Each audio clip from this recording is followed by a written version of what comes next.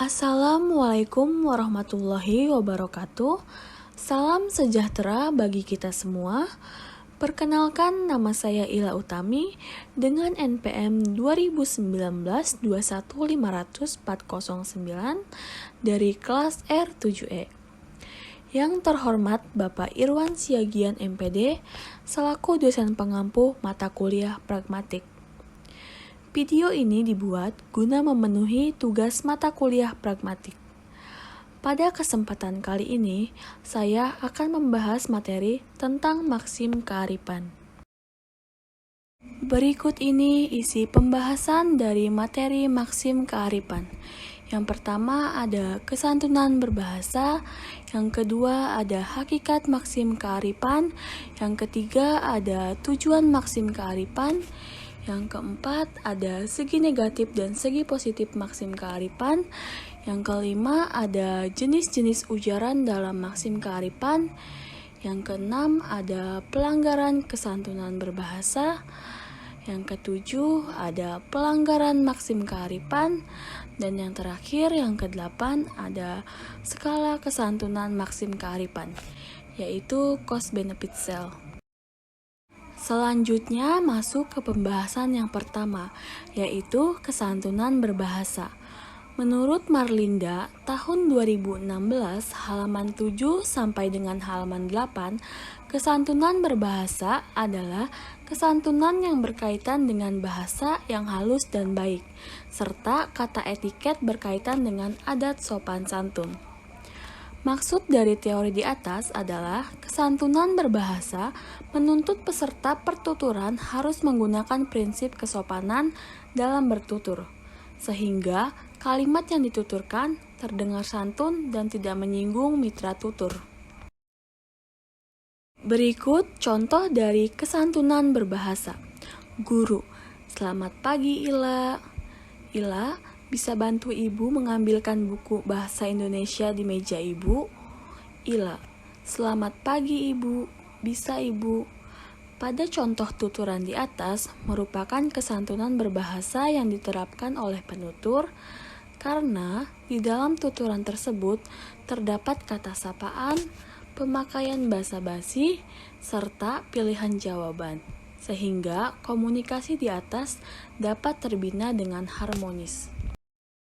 Selanjutnya, masuk ke dalam pembahasan yang kedua, yaitu hakikat maksim kearifan. Menurut Sensa, tahun 2017 halaman 6, maksim kearifan adalah maksim yang mengharuskan peserta tutur agar senantiasa berpegang teguh untuk selalu mengurangi keuntungan dirinya dan memaksimalkan keuntungan untuk pihak lain. Dengan ini, peserta tutur wajib memperhatikan tuturannya agar tuturannya memiliki keuntungan untuk mitra tutur atau lawan tutur. Selain itu, jika di dalam bertutur, penutur berpegang teguh pada maksim kearifan, ia akan dapat menghindarkan sikap dengki, iri hati, dan sikap-sikap lain yang kurang santun terhadap mitra tutur. Berikut contohnya. Lira, ayo dimakan baksonya, di dalam masih banyak kok. Zahwa, wah, sepertinya segar sekali baksonya. Pada contoh tuturan di atas, sangat terlihat jelas keuntungan bagi mitra tutur pada tuturan Lira, yakni, ayo dimakan baksonya, di dalam masih banyak kok. Tuturan yang disampaikan Lira kepada Zahwa sangat menguntungkan Zahwa sebagai lawan tutur. Selanjutnya, hakikat maksim kearifan yang kedua. Menurut Wijaya, tahun 2015 halaman 25, maksim kearifan adalah maksim yang membuat kerugian orang lain sekecil mungkin dan membuat keuntungan orang lain sebesar mungkin. Maksud dari teori di atas, penutur harus berusaha untuk menguntungkan mitra tutur dalam berkomunikasi agar dapat dikatakan penutur tersebut bersikap santun terhadap mitra tutur. Berikut contohnya. Zahra, Zahwa, sini aku bantu bawakan bukunya. Kamu terlihat sangat keberatan. Zahwa, wah, yang benar nih. Zahra, benar, berikan bukunya padaku. Pada contoh tuturan di atas telah menerapkan maksim kearifan, karena terlihat jelas penutur berbicara santun dan memaksimalkan keuntungan bagi mitra tutur. Penutur memaksimalkan keuntungan bagi mitra tutur dengan membantu membawakan buku yang sedang dibawa oleh Zahwa sebagai mitra tutur. Selanjutnya, hakikat maksim kearifan yang ketiga. Menurut Sari, tahun 2019 halaman 4, maksim kearifan adalah maksim yang menuntut setiap peserta pertuturan hendaknya selalu berusaha untuk menguntungkan orang lain. Dengan ini, penutur diwajibkan bertutur santun, apa yang dituturkan bermanfaat dan menguntungkan lawan tutur. Sehingga mitra tutur merasa beruntung jika sedang berkomunikasi dengan penutur. Contohnya, anak, ibu, biar aku saja yang menggoreng ikannya. Ibu duduk saja. Ibu, apakah tidak merepotkan, nak? Anak, tidak merepotkan sama sekali, ibu. Sini biar aku saja. Ibu duduklah. Pada percakapan di atas, penutur telah mematuhi maksim kearifan karena penutur memaksimalkan keuntungan bagi mitra tutur. Penutur memaksimalkan keuntungan bagi mitra tutur dengan cara membantu ibunya untuk menggoreng ikan dan mempersilahkan ibunya untuk beristirahat. Berikut ini sintesis teori. Dari ketiga teori di atas, dapat disimpulkan bahwa maksim kearifan adalah maksim yang mengharuskan penuturnya selalu membuat keuntungan sebesar mungkin untuk lawan tutur dan membuat keuntungan sekecil mungkin untuk diri sendiri. Pada maksim ini, penutur harus berbicara santun agar tidak membuat kerugian terlalu besar pada lawan tutur.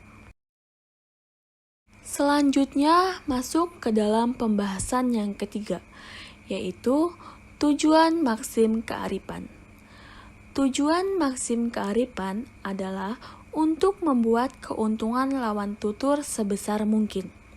Sumarlam dan Jatmika tahun 2018 halaman 34. Dengan ini, tuturan yang dituturkan pada lawan tutur harus mengandung keuntungan bagi mitra tutur agar dapat memenuhi maksim kearifan.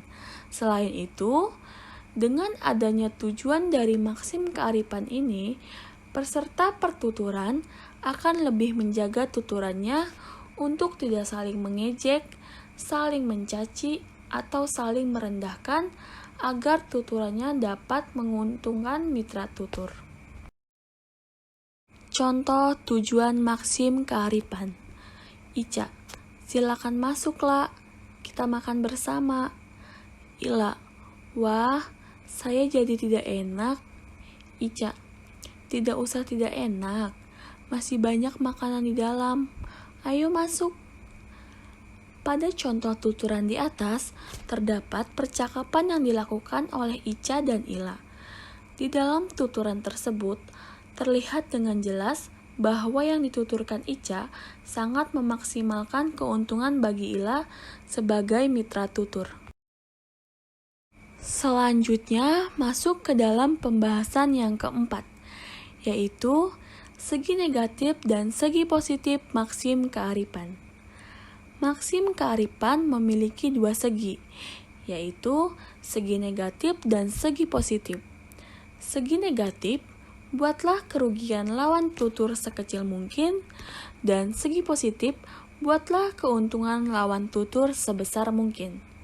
Segi yang kedua, yaitu segi positif, tidak begitu penting, tetapi merupakan akibat yang wajar dari segi yang pertama. Lish, tahun 2015, halaman 170.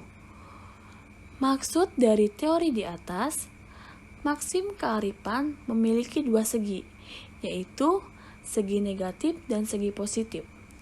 Segi positif merupakan segi yang harus diterapkan dalam kegiatan berkomunikasi oleh peserta pertuturan. Contoh maksim kearifan segi negatif. Perasaan halaman rumah sudah saya sapu, kenapa masih banyak sampah begini ya?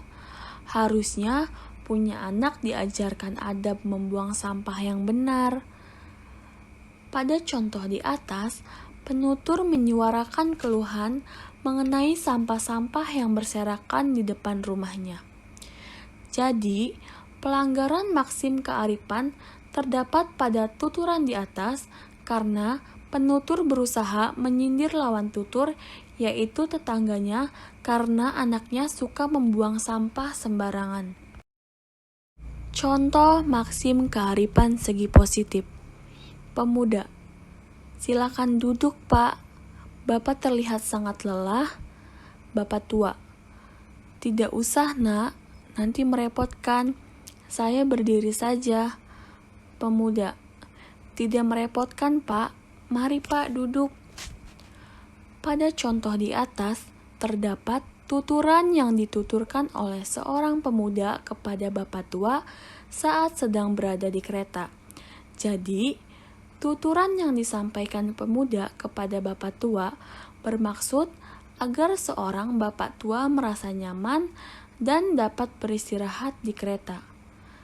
Pada tuturan di atas telah menerapkan maksim kearifan karena terlihat jelas penutur berbicara santun dan memaksimalkan keuntungan bagi lawan tutur. Selanjutnya masuk ke dalam pembahasan yang kelima, yaitu jenis-jenis ujaran dalam maksim kearifan. Yang pertama ada ujaran direktif. Ujaran yang berupa perintah dan harus menghasilkan efek berupa tindakan mitra tutur. Yang kedua ada ujaran komisif. Ujaran yang berupa penawaran atau perjanjian yang dapat menyenangkan mitra tutur. Selanjutnya akan membahas lebih dalam mengenai jenis-jenis ujaran dalam maksim kearifan. Leach tahun 2015 halaman 166 mengemukakan bahwa maksim kearifan mengatur dua jenis ujaran ilokusi sir, yaitu ujaran ilokusi direktif dan ujaran ilokusi komisif. Isi proposisional ilokusi-ilokusi ini mengacu pada tindakan yang akan dilaksanakan oleh penutur komisif atau oleh petutur direktif.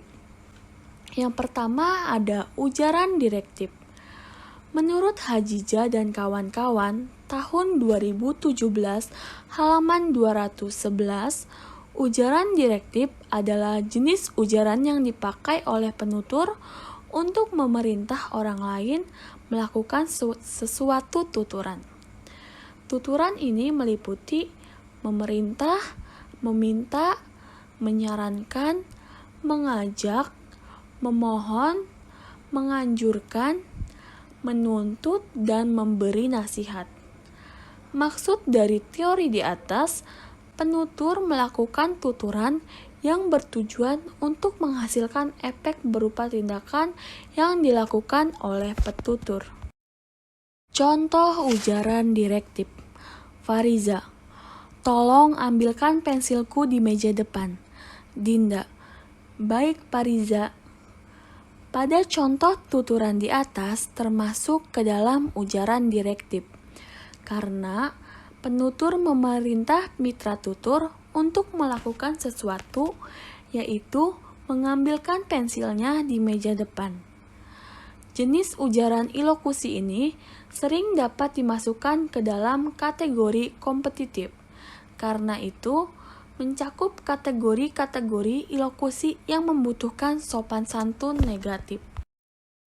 Selanjutnya, yang kedua ada ujaran komisif.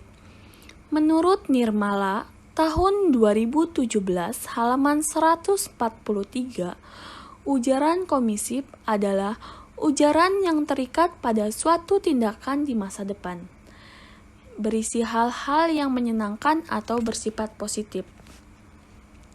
Maksud dari teori di atas, ujaran komisif merupakan bentuk tuturan yang berfungsi untuk menyatakan janji atau menawarkan. Ujaran ilokusi komisif sedikit banyak terikat pada suatu tindakan di masa depan. Contoh ujaran komisif. Ila, Zahwa, besok kamu akan aku bawakan kue yang ibu aku buatkan. Zahwa, wah, yang benar nih, apakah tidak merepotkan? Pada contoh tuturan di atas, termasuk ke dalam ujaran ilokusi komisif, karena penutur mengucapkan janji pada mitra tutur, yaitu janji akan dibawakan kue buatan ibunya, sehingga tuturan yang dituturkan membuat mitra tutur merasa senang. Jenis ujaran ilokusi ini cenderung berfungsi menyenangkan dan kurang bersifat kompetitif, karena tidak mengacu pada kepentingan penutur, tetapi kepentingan petutur. Selanjutnya, masuk ke dalam pembahasan yang keenam, yaitu pelanggaran kesantunan berbahasa. Menurut Cair, tahun 2010 halaman 69, ada beberapa faktor atau hal yang menyebabkan sebuah pertuturan itu menjadi tidak santun. Penyebab ketidaksantunan itu antara lain, yang pertama, kritik secara langsung dengan kata-kata kasar. Yang kedua, dorongan rasa emosi penutur. Yang ketiga, protektif terhadap pendapat. Yang keempat, sengaja menuduh lawan tutur. Dan yang kelima, sengaja memojokkan mitra tutur. Dengan ini, penutur akan disebut melanggar maksim-maksim kesantunan berbahasa jika penutur mengkritik secara langsung, emosian, protektif, menuduh, serta memojokkan mitra tutur saat berkomunikasi. Berikut ini contoh pelanggaran kesantunan berbahasa. Bella, belikan aku pulpen dong di koperasi. Jaki, aku lelah sekali, Bella. Pada contoh tuturan di atas, merupakan pelanggaran terhadap kesantunan berbahasa yang diterapkan oleh penutur. Karena di dalam tuturan tersebut, penutur memerintah lawan tutur dengan tidak menggunakan kata sapaan, pemakaian kata basa-basi, serta pilihan jawaban, sehingga komunikasi di atas tidak dapat terbina dengan harmonis. Selanjutnya masuk ke dalam pembahasan yang ketujuh, yaitu pelanggaran maksim kearifan. Dalam maksim kearifan, apabila penutur berusaha memaksimalkan kerugian terhadap mitra tutur dalam berkomunikasi, hal tersebut dapat dikatakan penutur telah melanggar maksim kearifan. Sari, tahun 2019, halaman 6. Maksud dari teori di atas, jika penutur memaksimalkan keuntungan dirinya sendiri dengan berbagai cara dan meminimalkan keuntungan bagi mitra tutur, penutur dianggap melanggar maksim kearifan. Contoh pelanggaran maksim kearifan. Sarah, Akmal, ambilkan buku aku di meja guru. Akmal, kaki aku sedang sakit, Sarah. Sarah, pokoknya ambilkan buku itu. Aku sangat butuh sekali buku itu. Pada contoh tuturan di atas, terdapat pelanggaran maksim kearifan, karena penutur sama sekali tidak menghiraukan pernyataan mitra tutur, dan cenderung menguntungkan dirinya sendiri tanpa memaksimalkan keuntungan mitra tuturnya. Selanjutnya, Pelanggaran maksim kearifan yang kedua. Maksim kearifan di dalam prinsip kesantunan memberikan petunjuk bahwa pihak lain dalam tuturan hendaknya dibebani biaya seringan-ringannya tetapi dengan keuntungan sebesar-besarnya. Jika pihak lain dirugikan sebesar-besarnya, maka sudah termasuk pelanggaran maksim kearifan. Agustina dan Pristiwati tahun 2019 halaman 164. Maksud dari teori di atas, jika seorang penutur merugikan mitra tutur dengan sebesar-besarnya dan menguntungkan sekecil-kecilnya, maka tuturan tersebut dianggap melanggar maksim kearifan. Contoh pelanggaran maksim. Anak, ibu, tolong gorengkan tempe itu. Aku lelah sekali ingin beristirahat. Pada contoh tuturan di atas, terdapat pelanggaran maksim kearifan. Karena penutur membuat keuntungan sebesar-besarnya pada dirinya sendiri, sehingga tuturan yang dituturkan oleh penutur terhadap mitra tutur cenderung menguntungkan dirinya sendiri tanpa memaksimalkan keuntungan mitra tuturnya. Selanjutnya, masuk ke dalam pembahasan yang ke-8, yaitu skala kesantunan maksim kearifan, cost benefit shell. Skala cost benefit shell atau skala kerugian dan keuntungan adalah menunjuk kepada besar kecilnya kerugian dan keuntungan yang diakibatkan oleh sebuah tindak tutur pada sebuah pertuturan.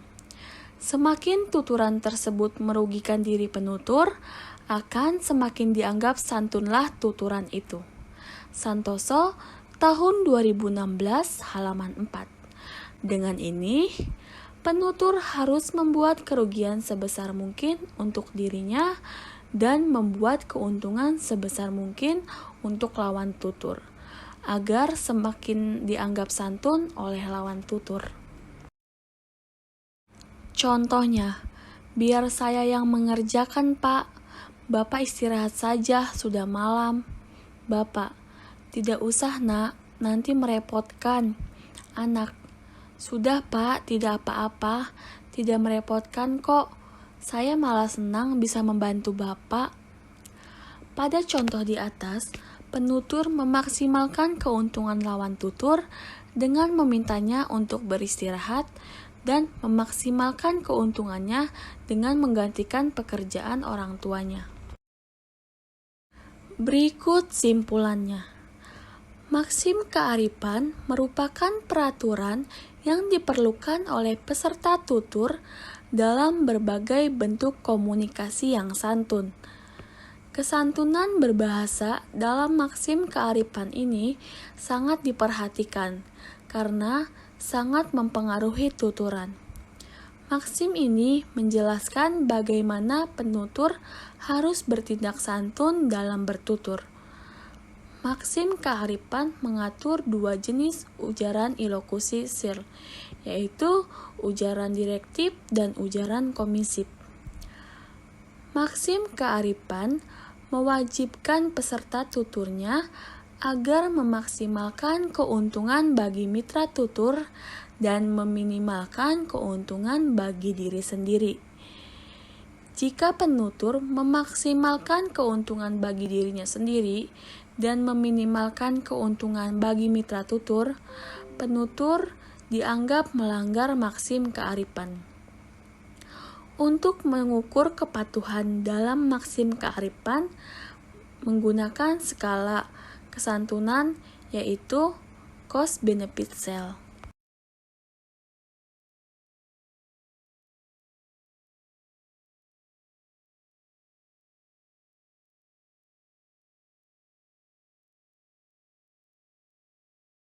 Sekian pembahasan materi kali ini, kurang lebihnya mohon maaf, saya ucapkan terima kasih.